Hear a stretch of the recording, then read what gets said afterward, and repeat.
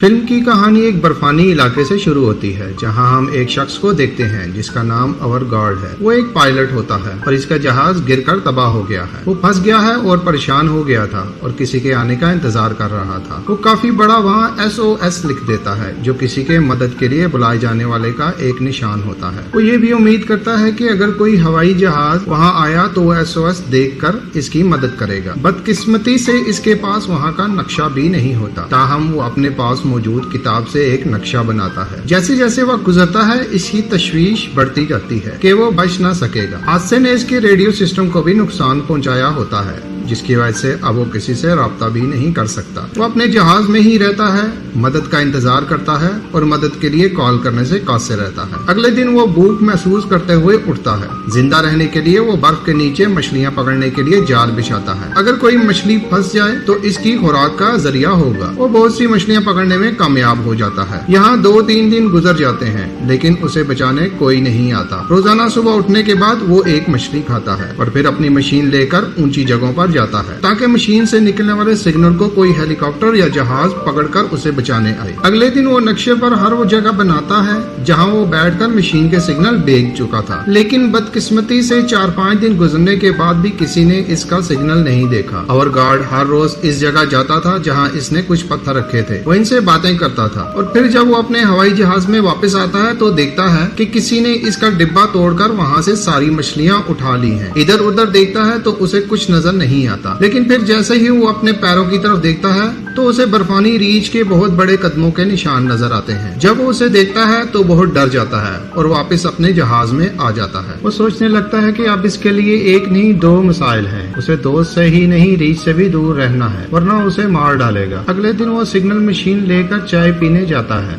और दूर पहाड़ों को देखने लगता है जहाँ उसे रीछ भी नजर आता है, लेकिन वो इससे बहुत दूर था। रीछ ने भी इसे देखा था लेकिन वो इसके करीब आने के बजाय दूसरी तरफ जाने लगता है। अब वो हर रोज अपनी मशीन से सिग्नल भेजता है और मशीन को देखते ही इस पर सब्ज रोशनियां चमकने लगती हैं। इसका मतलब है कि अब तक किसी को इसका इशारा नहीं मिला। ये देखकर वो बहुत मायूस होता है और सोचने लगता है कि पता नहीं मैं मजीद कितने दिन यहाँ रह सकूंगा। अब कुछ फासले पर उसे एक हेलीकॉप्टर नजर आता है। वो उसे देखकर बहुत खुश होता है और चीखने लगता है। वो खुद पर तवज्जो मरकूज करने के लिए कुछ जलाता है। इसका मंसूबा कामयाब होता है क्योंकि लोग उसे देखते हैं और इसकी तरफ आना शुरू हो जाते हैं। और गार्ड की खुशी का कोई ठिकाना नहीं था, लेकिन फिर अचानक वहाँ का मौसम खराब होने लगता है क्योंकि वहाँ तूफान था जिसकी वजह से हेलीकॉप्टर संभल नहीं सका और वहीं तबाह हो गया। ये देखकर अवर गार्ड बहुत मायूस हो जाता है और हेलीकॉप्टर की तरफ जाता है। जब वो करीब आया तो देखा कि पायलट की मौत सर पर चोट लगने से हुई, लेकिन हेलीकॉप्टर में मुसाफिर अभी तक जिंदा थी। चोट की वजह से वो बेहोश हो गई थी।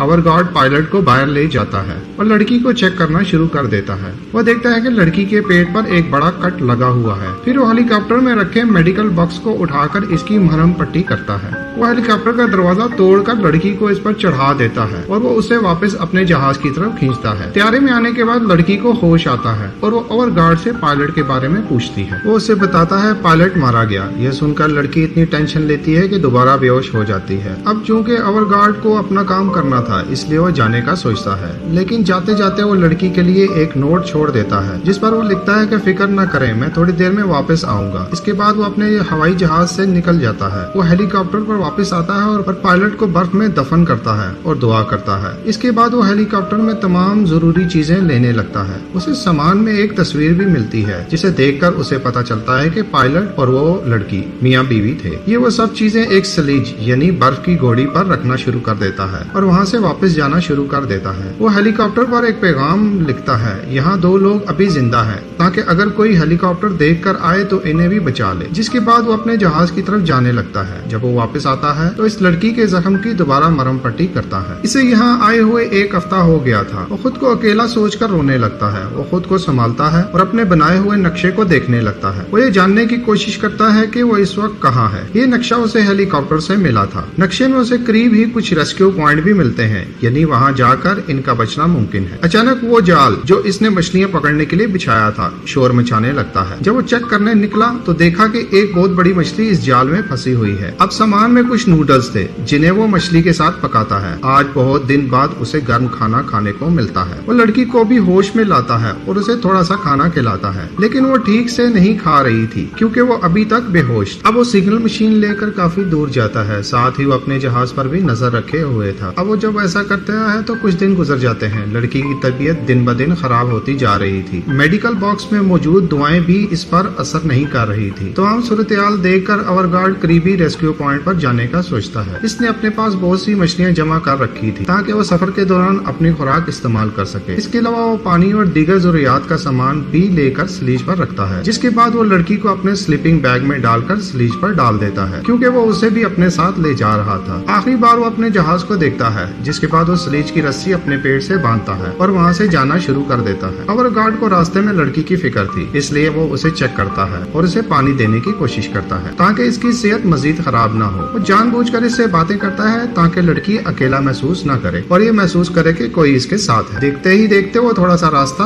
पार कर लेता है। अब दिन गुजरने लगा था और वो बहुत थका हुआ था, इसलिए वो एक जगह रुकता है, बर्फ का गार बनाता है और वहीं आराम करता है। इसके बाद वो दोबारा आगे बढ़ता है। यहाँ सर्दी बहुत थी और हालात बहुत मुश्किल थे, लेकिन इस मुश्किल वक्त में भी वो लड़की की देखभाल कर रहा था, जो कि एक बहुत मुश्किल काम था। थोड़ा आगे जाने के बाद उसे एक पहाड़ी नजर आती है जिस पर चढ़ना बहुत मुश्किल था। वो इस पहाड़ी को देखकर हैरान होता है क्योंकि नक्शे के मुताबिक इस रास्ते में कोई पहाड़ी नहीं थी। अब उसे शक होने लगता है कि गलत रास्ते पर आ गया है। फिर चेक करने के लिए वो ऊपर जाता है और देखता है कि आगे का रास्ता बिल्कुल साफ है, तो जाहिर है वहाँ से आगे जाना आसान होगा। इसलिए वो सबसे पहले अपना सामान खींचता है और ऊपर ले जाता है। और जब वो लड़की को स्लीज के जरिए ऊपर ले जा रहा था तो वो बार बार नीचे आ रही, क्योंकि वजन बहुत ज्यादा था। वो इस पर चढ़ने की बहुत कोशिश करता है लेकिन नाकाम रहता है, जिसके बाद वो वहाँ बैठ जाता है और रेस्क्यू पॉइंट पर जाने का दूसरा रास्ता बनाता है। उसे ये भी खदशा था कि इस रास्ते से रेस्क्यू पॉइंट जाने में 2 दिन लग जाएंगे, लेकिन अब वो जिस नए रास्ते पर जाएगा इसमें 5 दिन लगेंगे। टेंशन ये थी कि खाना भी कम था और लड़की की हालत भी बहुत खराब थी। वो जान से भी जा सकती थी, लेकिन इसके बावजूद वो हिम्मत रखता है और फैसला करता है कि कुछ भी हो जाए मैं इस नए रास्ते से गुजरूंगा। इसके बाद वो अपना सामान नीचे लेकर इस नए रास्ते पर चलने लगता है। थोड़ा आगे उसे गार नजर आता है जहाँ वो रुक कर खाना पकाता है, लड़की को खिलाता है, लेकिन इसकी हालत इससे भी ज्यादा खराब थी। इसका जिस्म काला होने लगता है, ऐसा लगता है जैसे इसका खून जम गया हो। इसके अलावा इसके चूल्हे की गैस भी खत्म हो चुकी थी। ये देखकर इसकी परेशानियां बढ़ गई। वो खामोश बैठा कुछ सोच ही रहा था कि फिर इसको आवाज आने लगती है। जब वो सुनता है तो पहचानता है कि बाहर बर्फानी रीछ है। वो बहुत खौफजदा था, इसलिए वो पुरसुकून रहता है, कोई आवाज नहीं उठाता। लेकिन इस वक्त लड़की को खांसी आने लगती है। इससे रीछ को मालूम होता है कि अंदर कोई है, तो वो अंदर आने की कोशिश करता है, लेकिन गार का रास्ता बहुत छोटा होने की वजह से वो अंदर नहीं आ सकता। रीछ इतना होशियार था कि वो बर्फ को तोड़कर अंदर आने का रास्ता बनाना शुरू कर देता है। अवरगार्ड बहुत खौफजदा होता है और अपने सामान में फ्लेयर गन तलाश करने लगता है, जो उसे नहीं मिल पाई, लेकिन वो काफी तलाश के बाद बिलाखिर उसे मिल जाती है, जिसे वो जलाकर रीछ को डराता है। रीछ डर कर वहाँ से भाग जाता है। थोड़ी देर बाद अवरगार्ड बाहर आता है। ये देखना शुरू करता है कि आया कि रीछ आस पास तो नहीं, लेकिन जब वो उसे नहीं देखता तो वो खामोशी से अपना सामान और लड़की के साथ जाने लगता है। लेकिन जैसे ही वो आगे बढ़ता है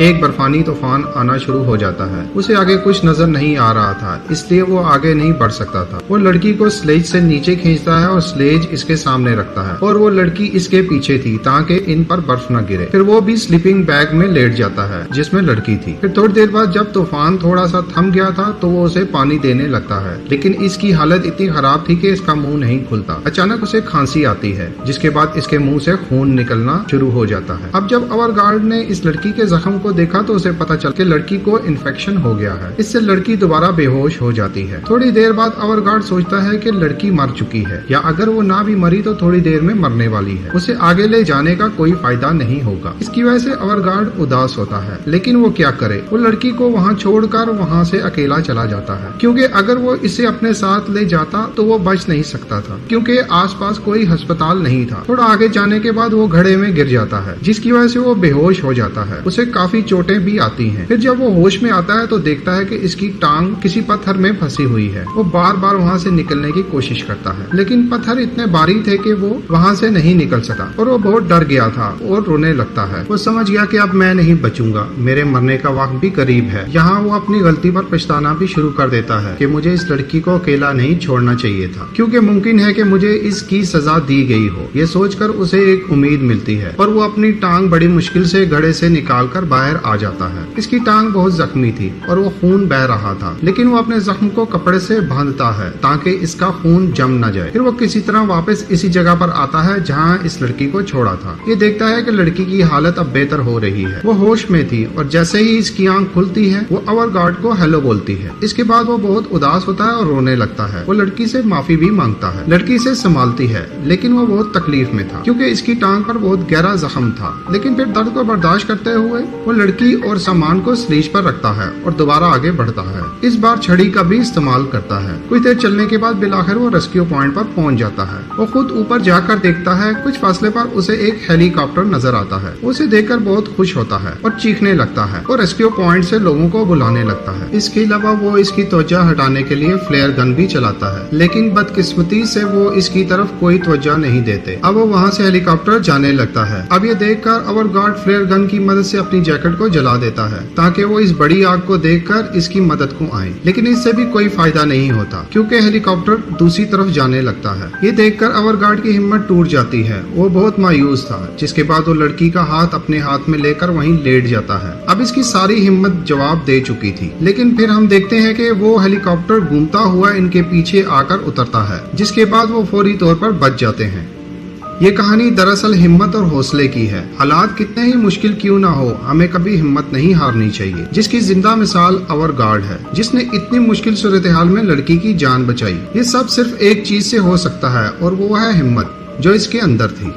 इसके साथ ही ये कहानी यहीं पे खत्म हो जाती है।